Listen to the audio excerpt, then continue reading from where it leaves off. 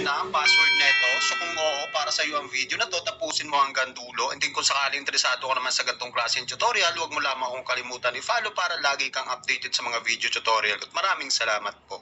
Open lang natin yung ating Google. Tap logo icon sa right upper side. Tap manage your Google account.